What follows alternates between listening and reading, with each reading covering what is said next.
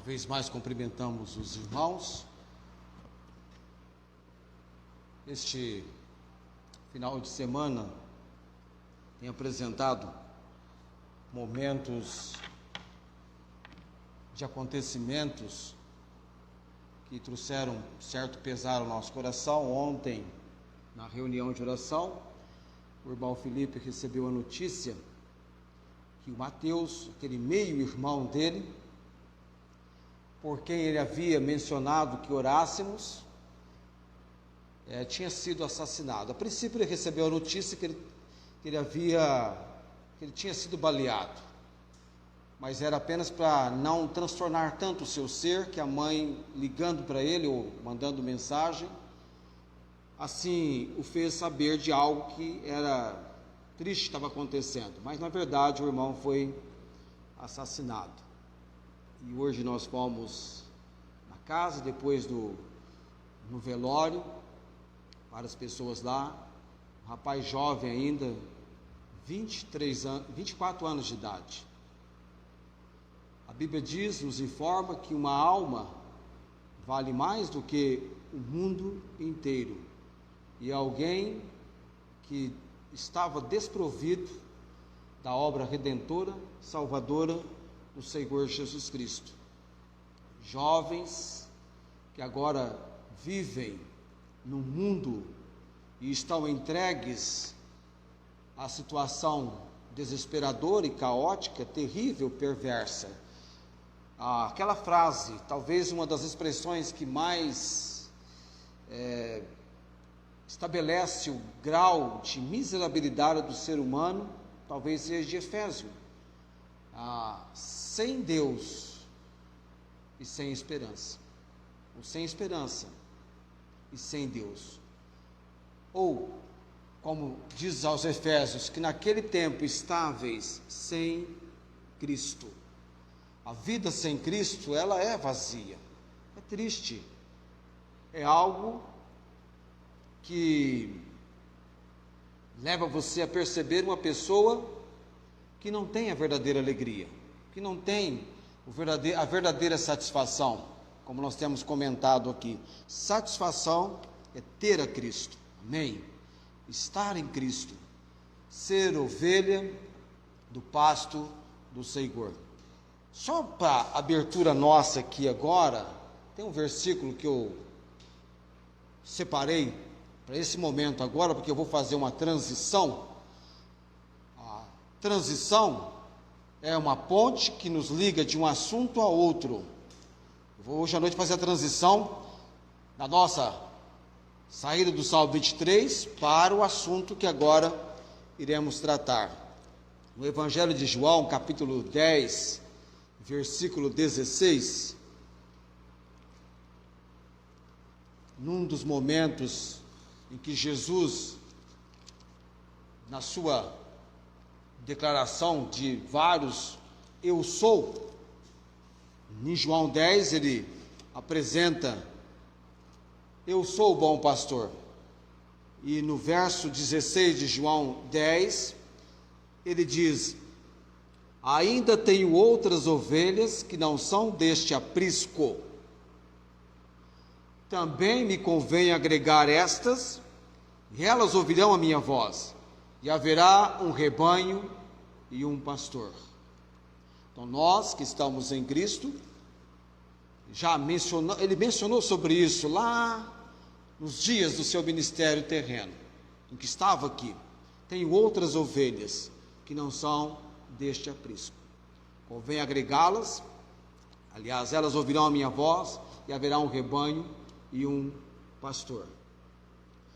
E nós estamos saindo do Salmo 23, onde aprendemos muito do relacionamento de pastor e ovelha, e agora nós iremos, na verdade, continuar, porque tudo que nós vamos tratar daqui para frente tem a ver com dois instrumentos, principais instrumentos, usados pelo pastor no trabalho, no cuidado com o rebanho, que é então a vara e o cajado. A vara simboliza a palavra de Deus, a autoridade, tinha essa função para a ovelha, a função também de correção, a vara era usada para corrigir o animal, a vara era usada para examinar e também um instrumento de defesa, tanto para o pastor quanto para as suas ovelhas. E nós vamos trabalhar vários assuntos da palavra de Deus nestes dois aspectos, vara e cajado, palavra de Deus e obra do Espírito Santo. E então logo julho chegue, nós então estaremos em 1 aos Tessalonicenses. Na verdade, o assunto, a parte que eu vou estar tratando, eu vou voltar nele lá em 1 aos Tessalonicenses só o ano que vem, no capítulo 4 da primeira carta, quando então iremos falar com o peso da epístola sobre o assunto que eu vou estar tratando hoje à noite. Não tenho nenhum bis aqui, mas faço-vos a pergunta: qual o título da mensagem, título e tema da mensagem para hoje à noite? Como é que é? Não deu quórum. Um ou outro. Você viu o título? Separados para Deus. Eu ponho com antecedência, porque aí você pode pensar, separados para Deus. Opa, peraí, domingo à noite eu vou ouvir sobre algo assim, separados para Deus. Já foi ao supermercado? Claro que você já foi ao supermercado. Você gosta de ir ao supermercado. Quem que não gosta? Talvez o difícil é você comprar tudo que você gostaria de comprar. Já observou que tem dias no supermercado que é difícil você separar bons tomates? Já teve essa experiência? Selecionar? Chama atenção. Puxa vida, está ruim aqui a banca de tomates. Separar. Colocar à parte. Tá, ok. Deus mexeu na sua vida. Deus te levou ao conhecimento de Cristo Jesus como Senhor e Salvador. Foi Deus. A obra é de Deus. É Deus que vem ao encontro do pecador perdido, manifestando a esse pecador a sua obra salvadora. Nosso Deus é um Deus salvador. Sim, o braço do Senhor não está encolhido para que não possa salvar. Ele salva, Ele liberta, Ele transforma. Vocês cantaram ainda há pouco o hino, o cântico, a prova de que Ele mudou, de que Ele muda vidas. Ele mudou a minha vida. Jesus Cristo, que é Deus, o Deus Filho, mudou a minha vida e o meu viver. Mas antes que leiamos o texto, 2 textos nós vamos ler hoje à noite. Eu vou orar nesse momento e vamos então lembrar em oração a família enlutada do irmão Felipe. Imagine, ele estava pedindo oração por esse irmão que foi assassinado, o Mateus. E um jovem de uma, vamos dizer assim, uma formação física normal. Triste. O desespero que pesa sobre corações e vidas quando você perde um filho para o mundo da perversidade que nós vivemos, das drogas e tantas coisas ruins que assolam esse mundo, que aliás a Bíblia diz que é um mundo que jaz no maligno. E a profissão de Satanás é matar, roubar e destruir. O sagaz enganador é o destruidor de vidas. Mas é maior o que está em vós do que o que está no mundo, amém? Maior o que está no povo de Deus. Vamos então orar, logo em seguida vamos à leitura do texto e ao ensino da palavra hoje à noite. Senhor nosso Deus e Pai bendito, sempre trazemos no nosso coração que devemos adorar o Senhor. O Senhor deve ser adorado na beleza da sua santidade. O nosso Deus é santo, santo, santo. Toda a terra enche-se, diz a palavra do Senhor, da glória do Senhor. Que este lugar hoje à noite seja um lugar da manifestação da glória do Senhor. Desperta-nos hoje à noite, Deus, te louvamos por tantas vezes que a palavra do Senhor tem chegado de uma maneira tão intensa e prontamente nos nossos corações, vindo de encontro àquilo que tanto necessitamos. Fala conosco, Senhor, desperta-nos, nos dê corações preparados pelo Senhor para cantarmos, salmodiarmos perante o Senhor.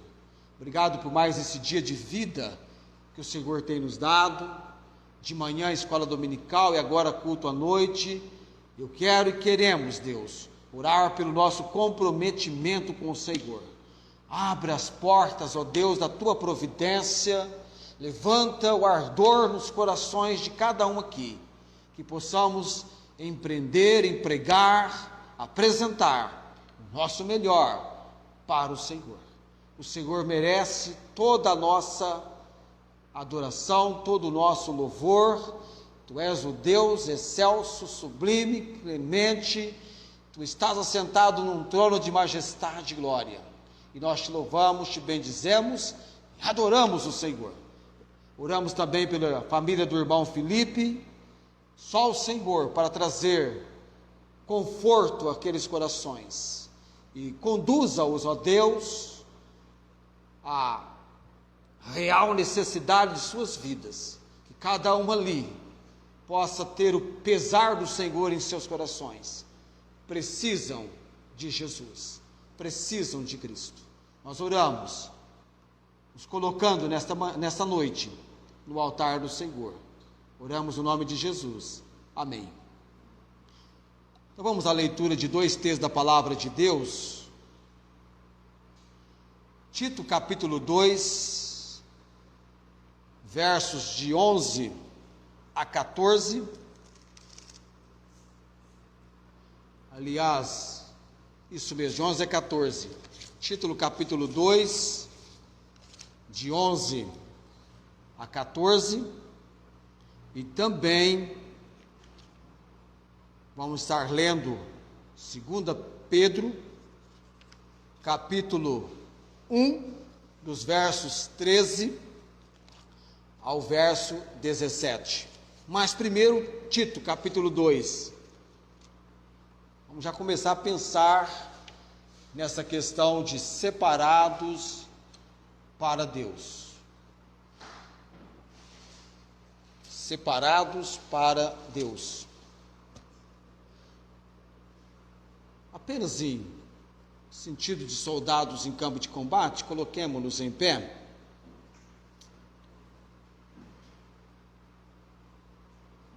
E vamos à leitura da palavra. Tito capítulo 2.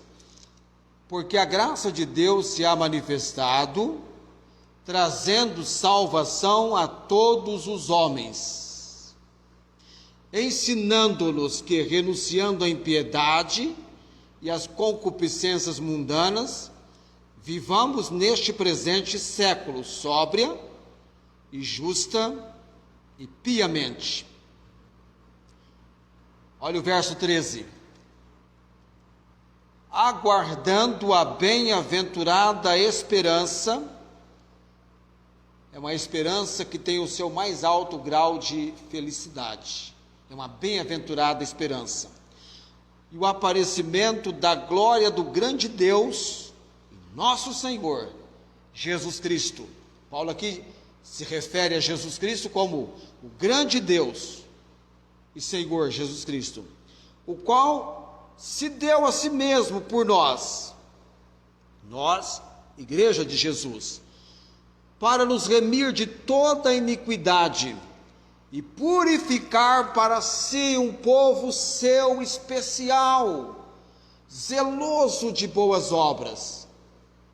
E agora então, 1 Pedro capítulo 1, do 13 ao 15.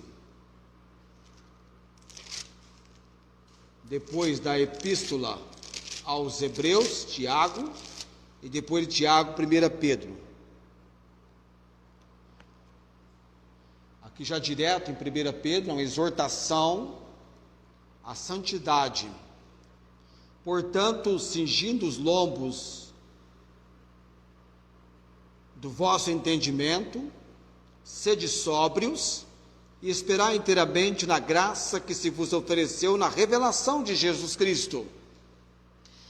Como filhos obedientes, não vos conformando com as concupiscências, desejo desordenado, pecaminoso, carnal, as concupiscências, que antes havia em vossa ignorância.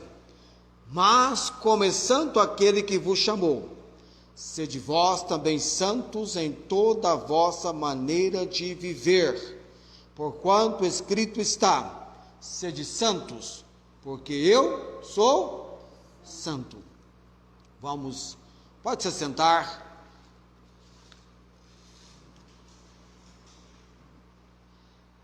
Eu diria que nós temos nesses dois textos um alvo para as nossas vidas. Já pensou em alvo?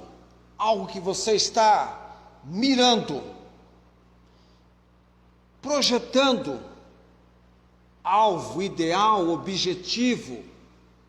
Esses dois textos têm um ideal, têm um alvo, têm um objetivo para mim e para você, como membros do corpo de Cristo, como membros da Igreja de Jesus Cristo, como homens e mulheres servindo o Deus vivo e verdadeiro. Tem um alvo aqui, tem um ideal aqui, tem um objetivo que deve chamar a nossa atenção, despertar o nosso ser.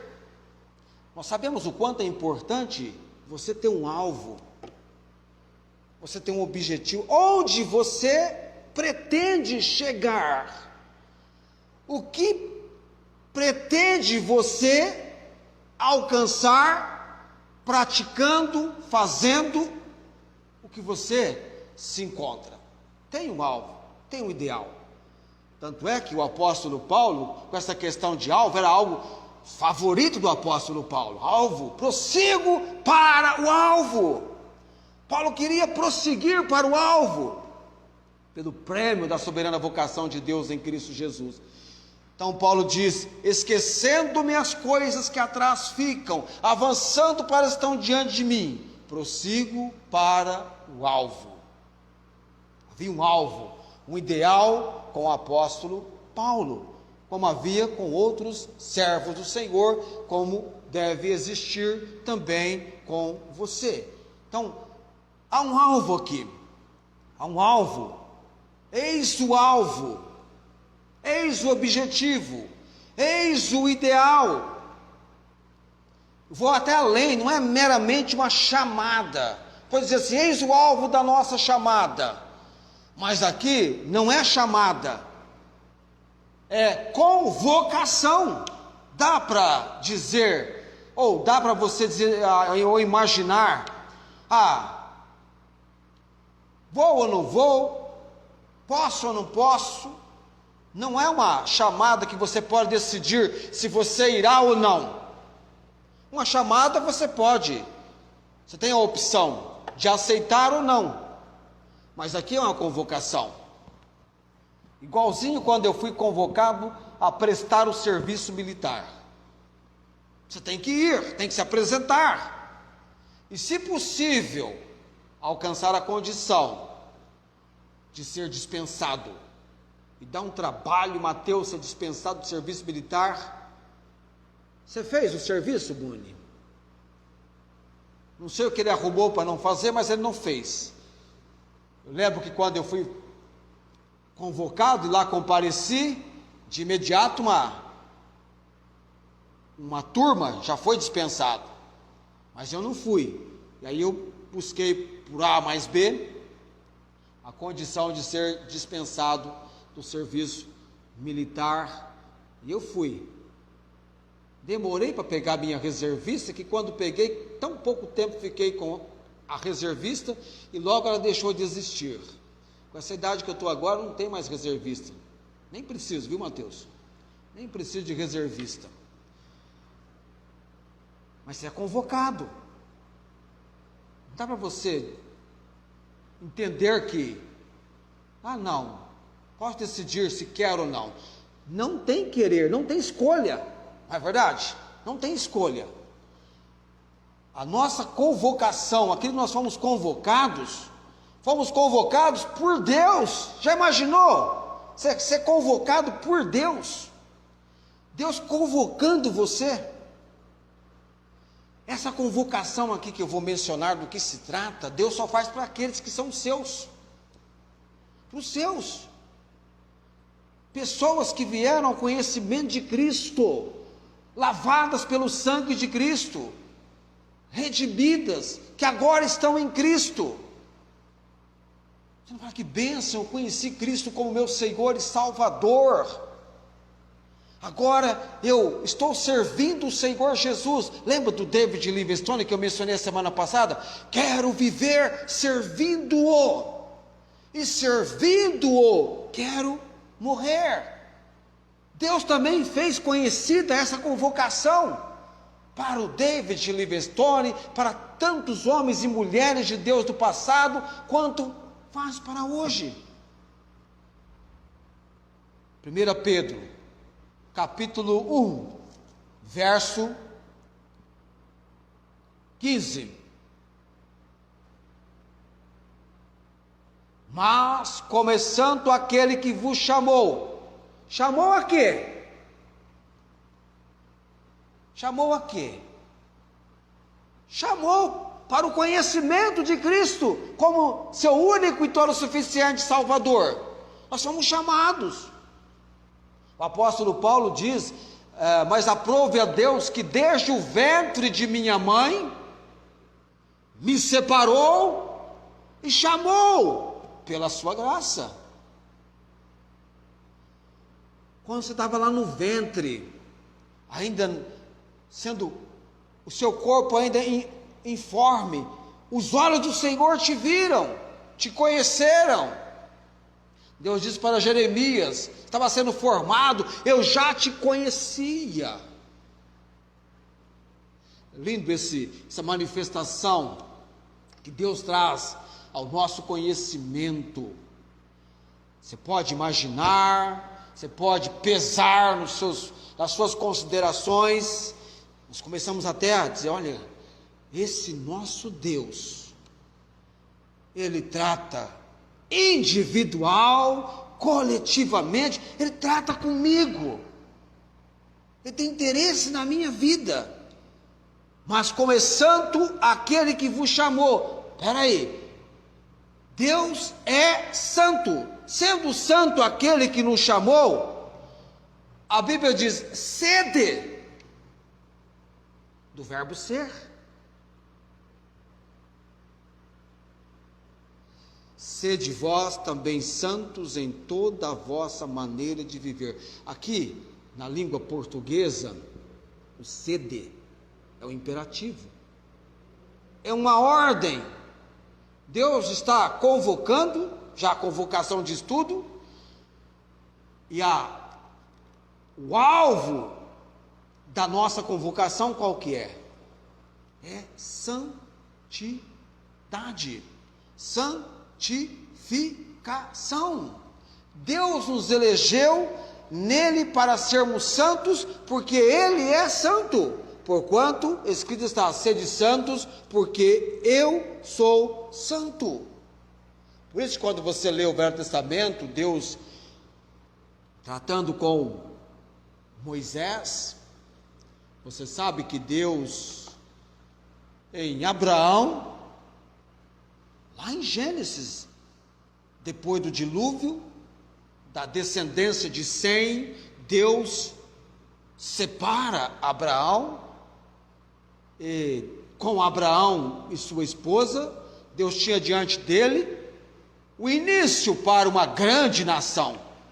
Mas Senhor, Abraão está velho, Sara já, além de ser estéril, já está numa idade avançada. Não há impossíveis para o nosso Deus. Não sei por que cargas d'água, de vez em quando você olha para as barreiras, obstáculos, e fica enxergando com o seu olhar, como se o seu olhar fosse o olhar de Deus. Nós não fazemos isso? Fazemos, olhamos para as barreiras, obstáculos e dizemos, isso não é possível, isso não vai dar certo. Como se Deus estivesse olhando com o prisma do nosso olhar. É diferente o de Deus. Para Deus não há impossíveis. Deus tratou com Abraão, fez promessas, a nação dele se formou, o povo dele foi para o Egito, 430 anos se passaram, Deus veio com livramento, tirando aquele povo, e trouxe aquele povo para o seu convívio, e Deus tinha intenção de fazer uma obra de purificação com aquele povo, porque Deus é santo, Ele quer um povo santo. Não é assim que fala Pedro, mas vós sois a geração eleita, sacerdócio real, nação santa, povo adquirido. Isso pesa. E quando nós começamos a meditar, a analisar sobre isto, está aí o alvo da nossa convocação, santificação, quando a graça salvadora de Cristo nos atingiu, e Deus tem manifestado a sua graça salvadora a todos os homens. Deus não faz acepção de pessoas. A obra salvadora do Senhor Jesus Cristo é suficiente para alcançar, ser levada para o mundo inteiro.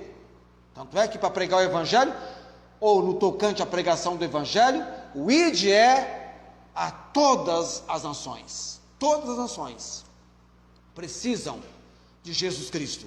Então, quando a graça salvadora nos atingiu, quando fomos despertados pela pregação do Evangelho, que começa mostrando algo muito sério na sua vida, que causa poluição, que causa impureza, que é o pecado. O pecado é excessivamente maligno. Basta você observar uma pessoa entregue aos seus pecados, vivendo uma vida debaixo de um cruel senhor chamado pecado, escraviza, destrói aquela vida. É um vírus pior do que o vírus da Covid. Pecado. Lá em Romanos capítulo 7, verso 14, 13, mais o verso 13, o apóstolo Paulo descreve o pecado como sendo excessivamente maligno. Em nenhum momento sequer pode ser encontrado fazendo bem.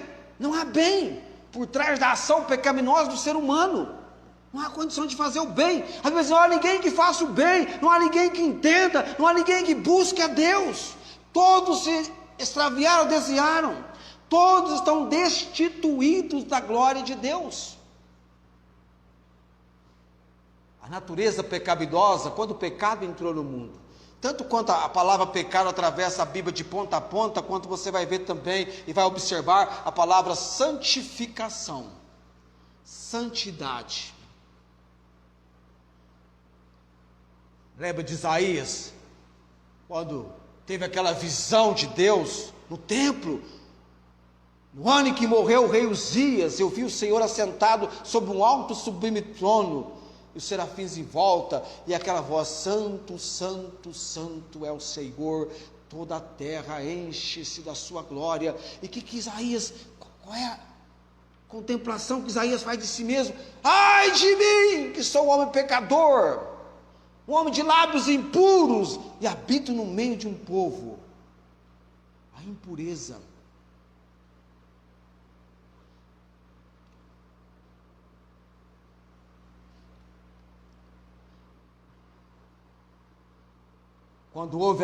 Quando fomos atingidos pela graça salvadora, a obra de salvação, quando ouvimos de Jesus Cristo, convicto do nosso pecado, pode ver que há um arrependimento, uma obra de conversão.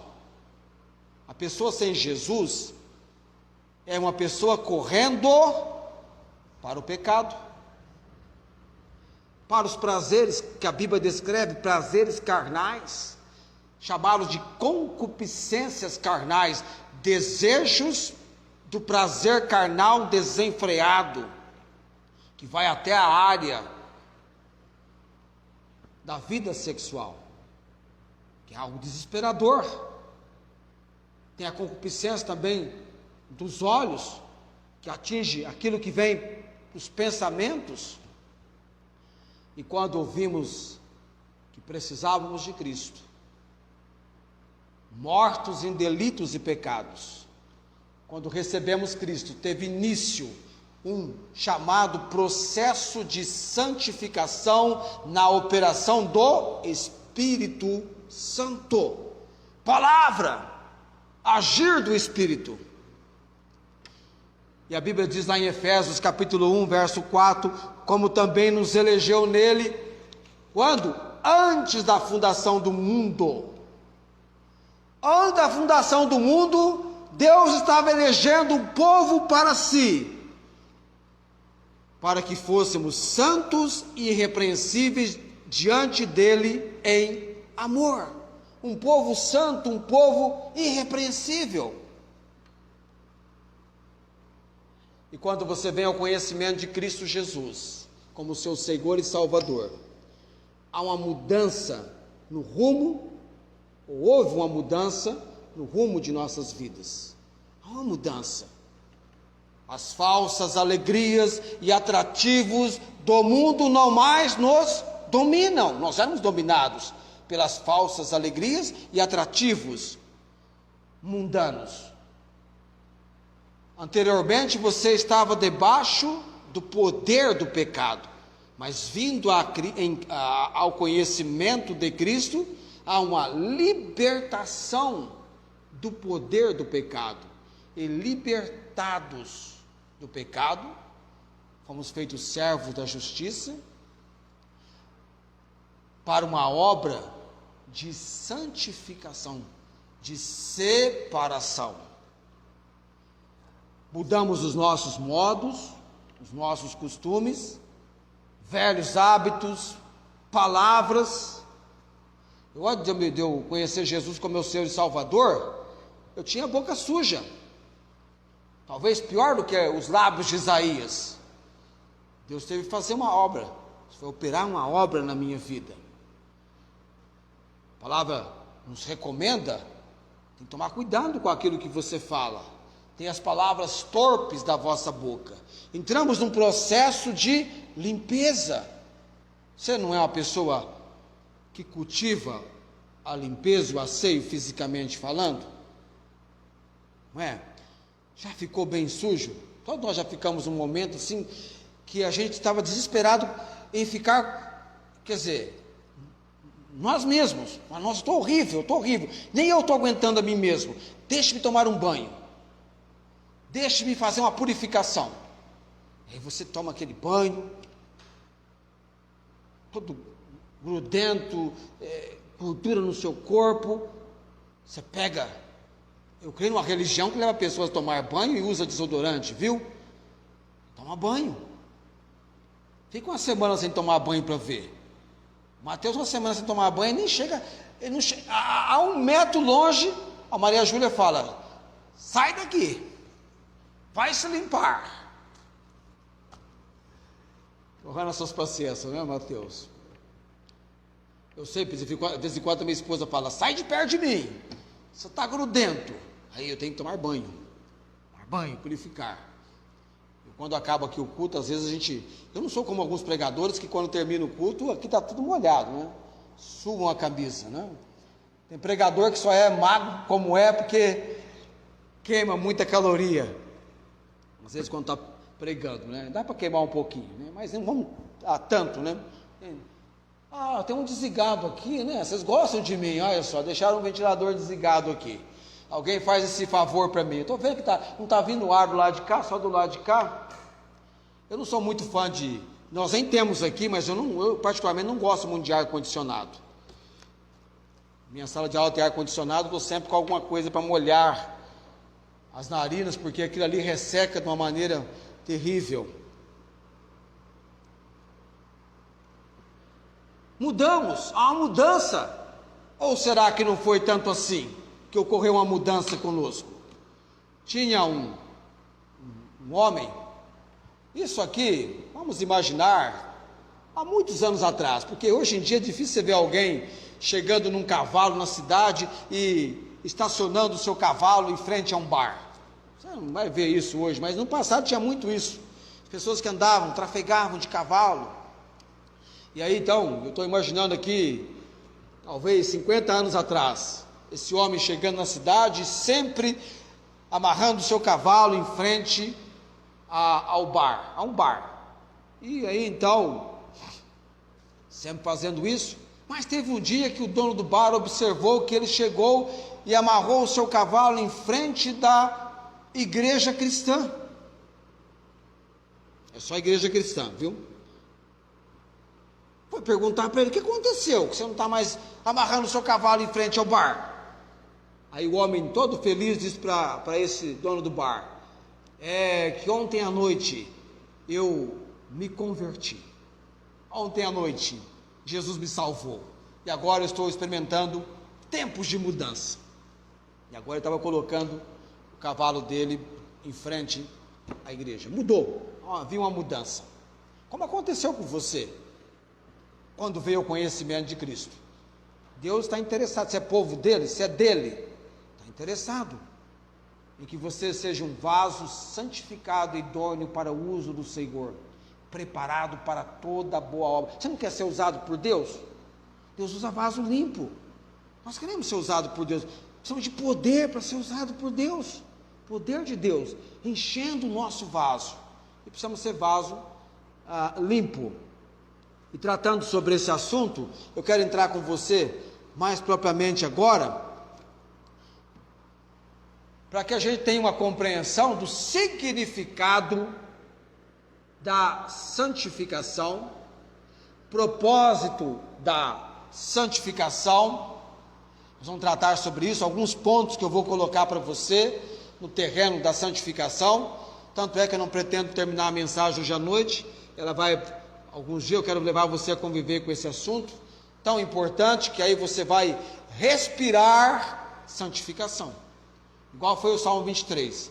Você respirou o Salmo 23. O Ernesto estava me contando ontem, e quando estava voltando da viagem que eles fizeram para Jataí, como que é difícil a estrada, a quantidade de buracos, até o ponto até o fato dos pneus do carro se danificarem. Muito difícil dirigir, perigos de acidente a todo momento. Ele conviveu com isso, mas ele podia lembrar: tu estás comigo, bondade e misericórdia me seguirão. Ele falou isso. Não podia lembrar da palavra. Você convive ao ponto de respirar. Mais ou menos igual aquele aluno que chega no início do ano letivo, entra numa sala de aula, tem 40 outros alunos naquela sala, ele é o 41, por assim dizer.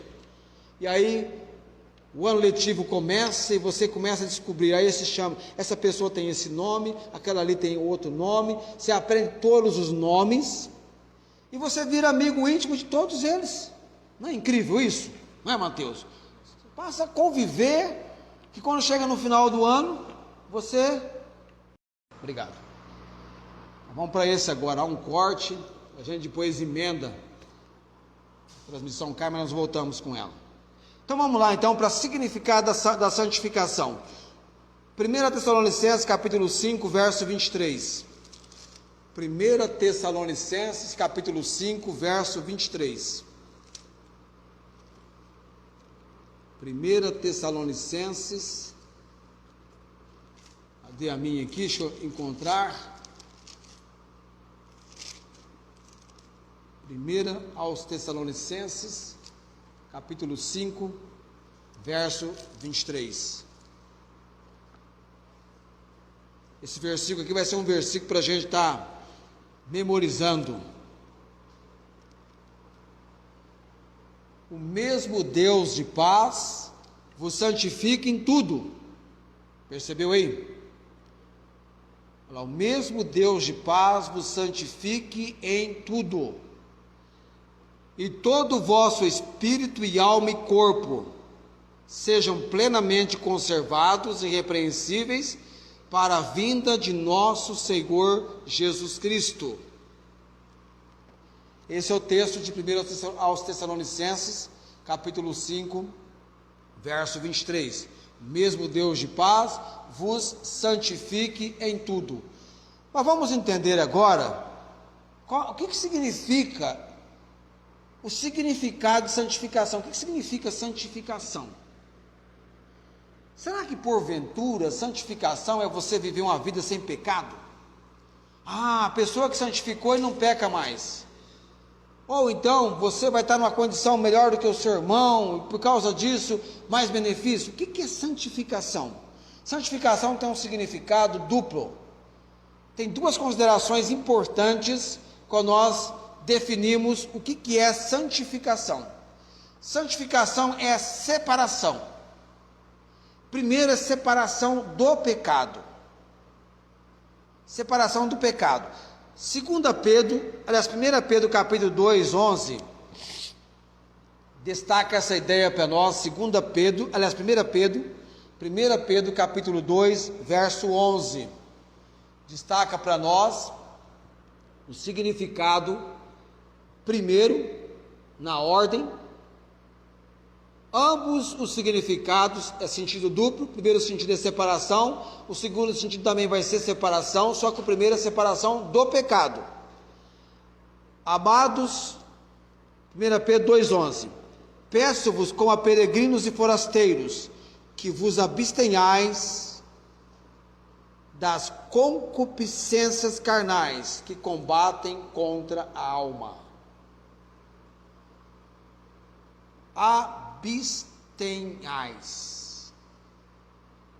vos separeis, procure ficar fora, procure se separar desses desejos desenfreados, carnais, que combatem contra a alma.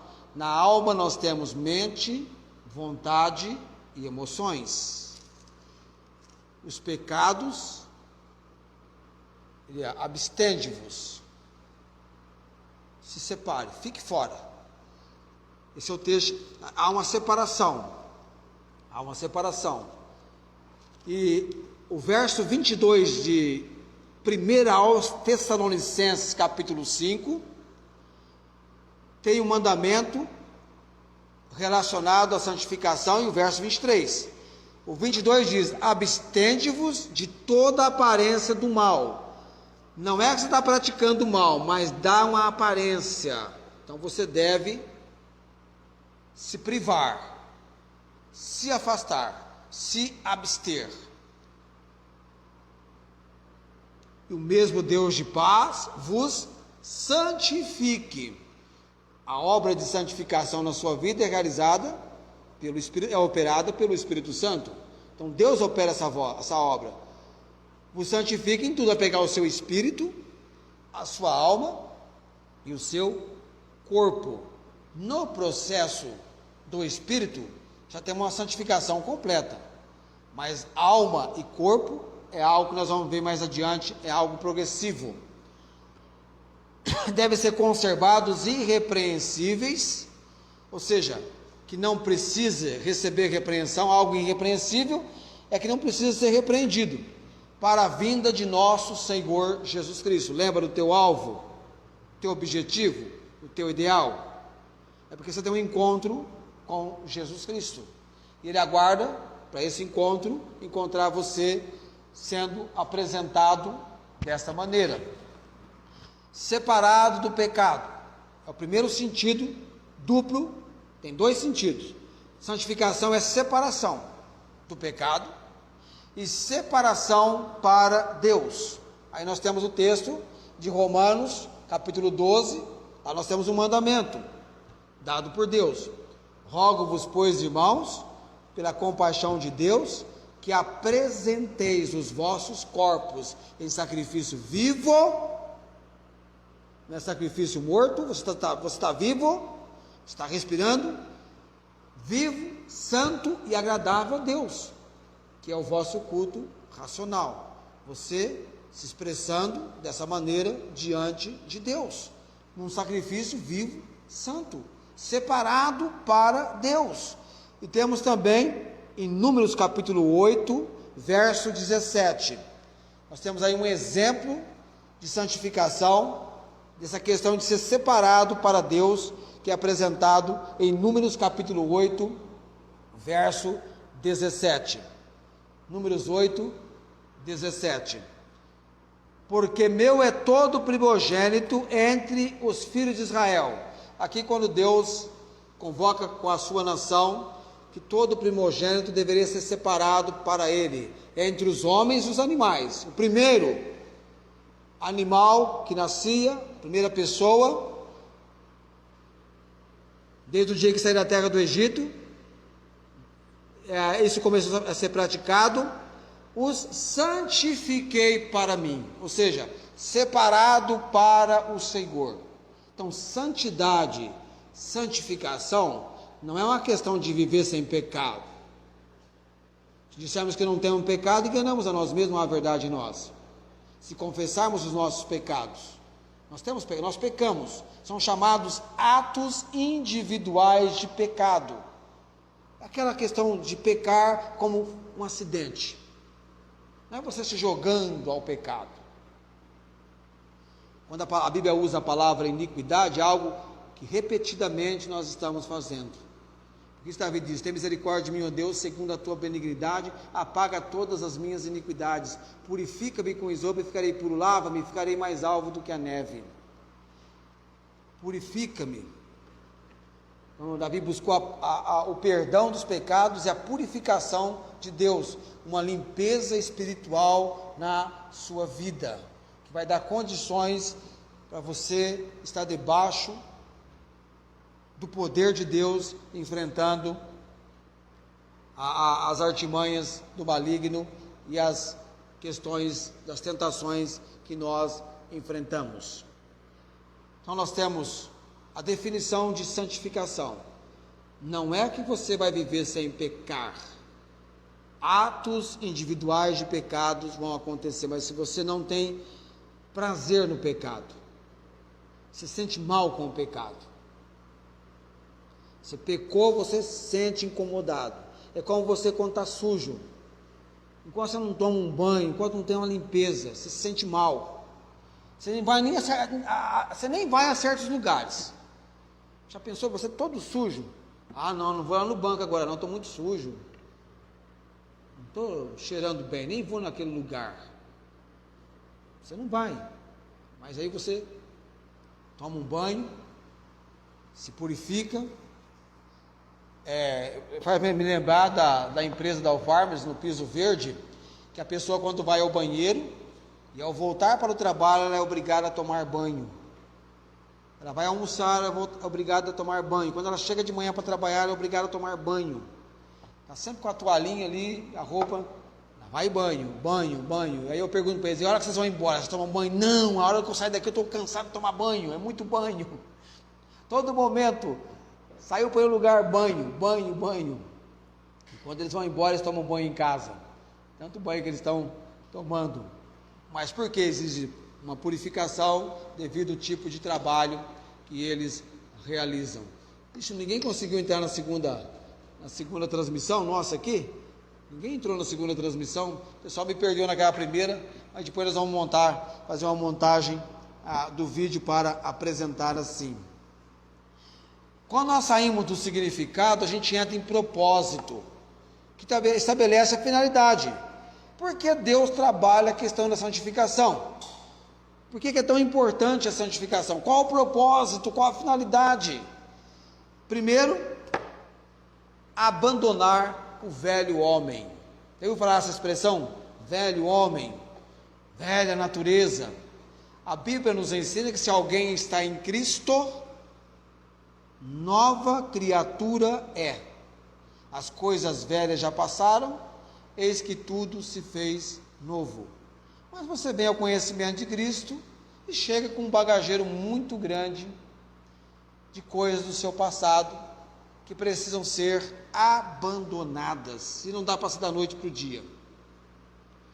A gente entra num processo progressivo, gradativo, que vai envolver uma questão chamada crescimento espiritual.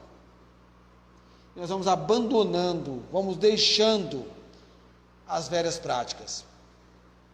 O Romanos capítulo 6, verso 12 diz, veja lá, algo que não deve reinar na vida de alguém que está abandonando o velho homem, algo que não deve reinar. Sabe o que é? Portanto, não reine, portanto, o pecado em vosso corpo mortal, para lhe obedecerdes em suas concupiscências. Você já notou que o pecado entrou no mundo a partir de um desejo desenfreado de Eva? A tentação, ela queria daquele fruto que Deus havia proibido. Fruto bom para dar entendimento, conhecimento do bem e do mal. Vocês não vão morrer, ela foi enganada. Então não reine, não domine. Mesmo quando você se converte, conhece o Senhor Jesus, você é libertado do poder do pecado e não da presença. Se ainda é alguém com a natureza pecaminosa. Não existe ninguém bonzinho. Todo mundo tem uma tendência a valorizar o seu ego, o seu eu. Mas eu preciso disso. Isso é importante para mim. Isso faz parte do meu ser. Nós vamos colocando. E o pecado, essa natureza, isso é como o gato tem uma natureza para comer passarinho. Ele pode até aprender a não pegar o passarinho, ou alguns tipos de passarinhos, porque viram amigos dele, mas a natureza dele é essa. Entregue a sua natureza, ele vai pegar o passarinho. Ele é o predador do passarinho. Parte da natureza dele. E nós temos uma natureza que herdamos de Adão. Por isso, Jesus foi concebido pelo Espírito Santo. Semente imaculada. Nós não. Nós herdamos a natureza pecaminosa de Adão. Quando o pecado entrou no mundo, Adão encabeçou. As minhas filhas já sabem disso. Os filhos que você tem, você mulher, estavam com seu esposo, no lombo. A semente está com o homem. A mulher entra com o óvulo, mas a semente está com o homem.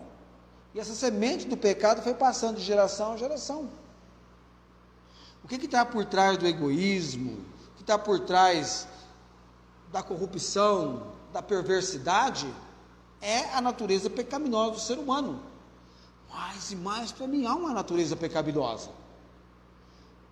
O pecado, como eu já mencionei, é excessivamente maligno.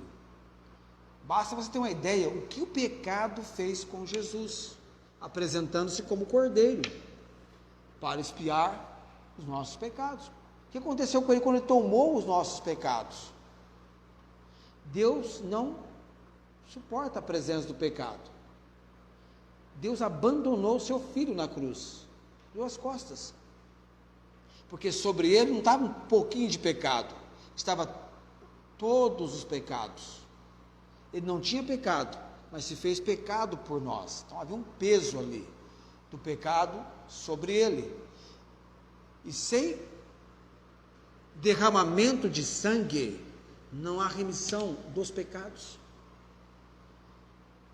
E o cordeiro tinha que ser incontaminável, imaculado, puro, perfeito, tinha que ser perfeito o cordeiro.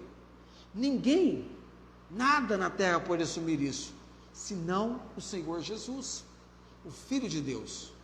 Então, quando a Bíblia fala, não reine, portanto, o pecado em vosso corpo mortal, o pecado vai sempre causar danos na nossa vida. Pode ver quando Davi pecou quando ele cometeu um adultério, o que o pecado fez com ele? Acabou com seus ossos, doenças. Depois que o pecado entrou no mundo, o ser humano, o corpo do ser humano ficou um corpo corrupto.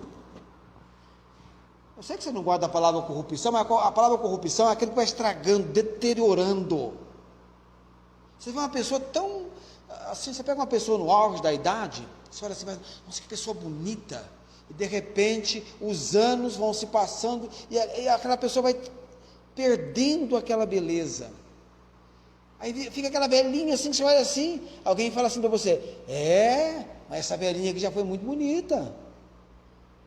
Você já viu falar daquela bruxa dos 71? Aquela mulher foi muito linda, Mateus. Verdade, não estou brincando. Uma atriz da turma do Chaves, né? Eu esqueci o nome dela agora. Dona Clotilde.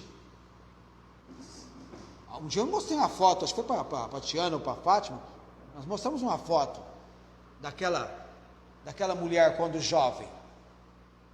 Que a gente viu e que a gente vê. Mas o nosso corpo vai se corrompendo, deteriorando. E ainda tem pessoas que ajudam mais ainda a estragar o corpo, né?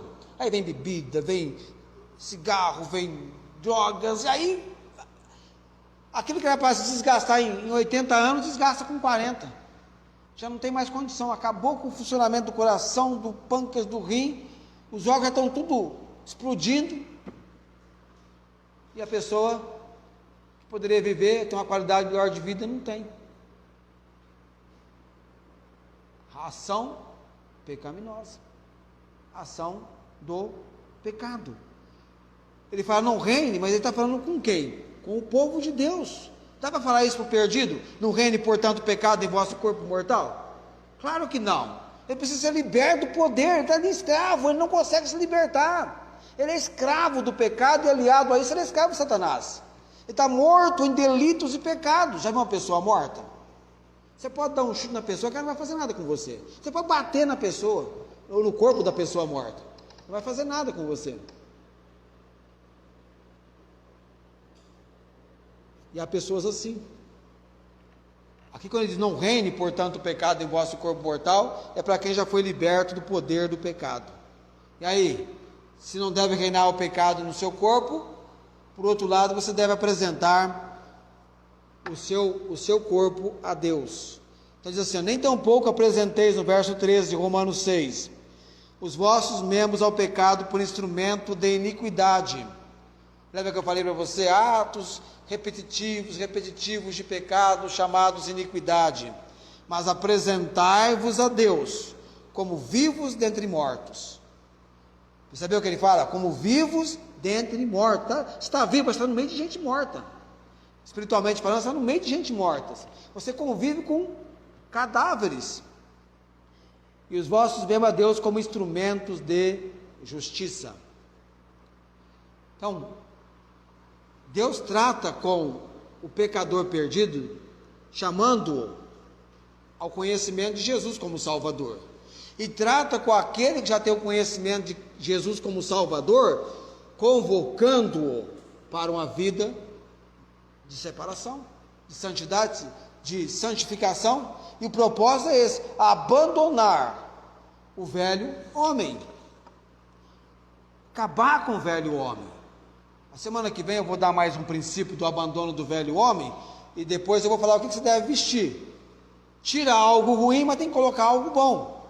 Ou pelo menos deve colocar algo nesse lugar. Há uma troca de itens.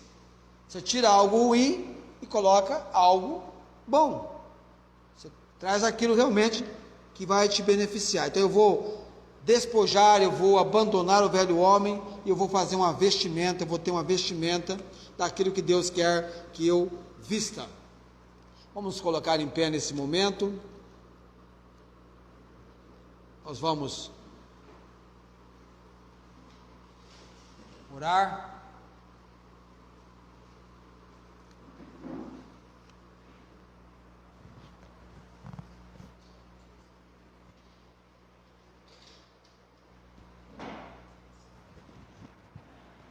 Não a semana que vem, mas na outra semana, porque a semana que vem eu vou estar pregando sobre a ressurreição de Cristo.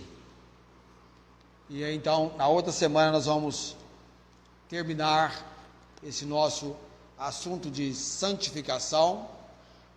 Depois, provavelmente, nós vamos falar sobre tentação, algo também importante.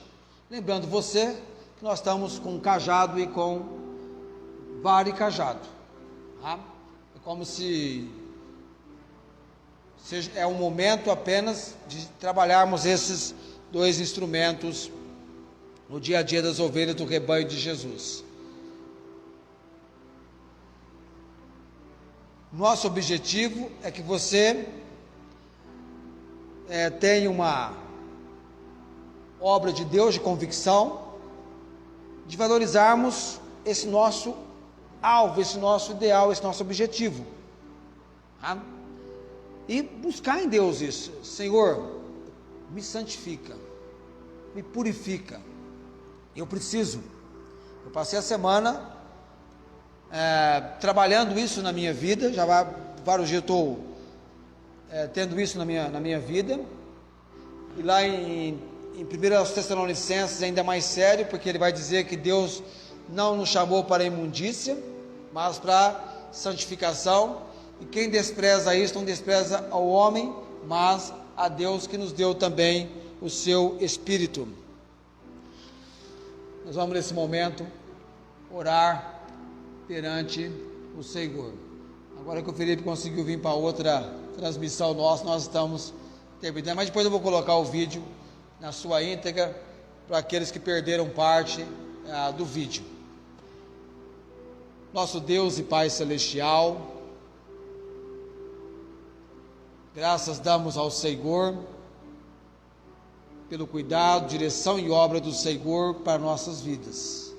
Eu oro por esse estudo que estamos fazendo, de santificação, de separação do pecado para o Senhor.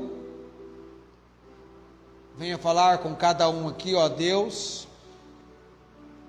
Somos agradecidos pela obra salvadora realizada pelo Senhor Jesus Cristo.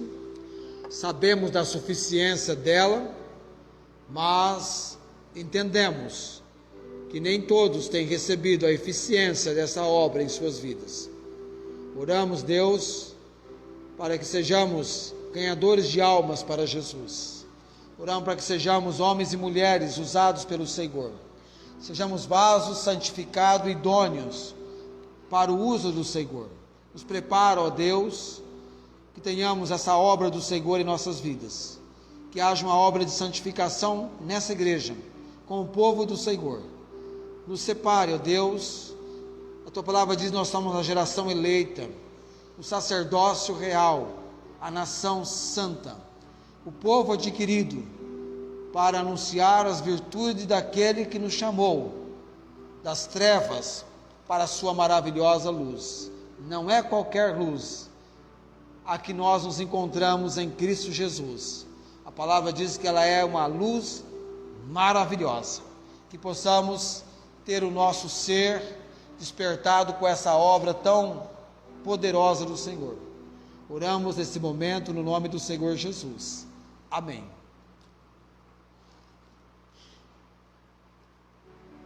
A graça do Senhor Jesus Cristo, o amor de Deus e as consolações do Santo Espírito seja com todos vós. Amém.